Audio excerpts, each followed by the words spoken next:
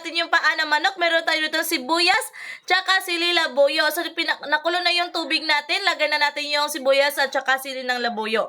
Huwag din natin kalimutan maglagay ng asin at tsaka magic sarap. Depende na yun sa panglasa ninyo. Kapag nakulo na siya, ilagay na natin yung paa ng manok. So, dahan-dahan lang po sa paglagay ng paa ng manok upang hindi kayo mapaso. So, ito palang luto series natin na to, is tipid style po to. So, wala po tayong ibang sangkap. Yan lang po, manok, sili labuyo at sibuyas lang. Tapos yung gata. Yun lang po yung sangkap natin kasi tinipid natin for today's video, guys. So, ngayon kumulo na siya. Ilagay na natin yung gata. Hintayin din natin kumulo para malaman natin na luto na siya. Kapag luto na siya, hanguin nyo na, syempre.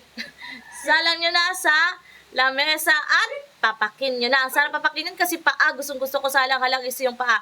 So, ayan na po. Salamat po sa inyong panonood. Please like, share, and follow. Thank you. Happy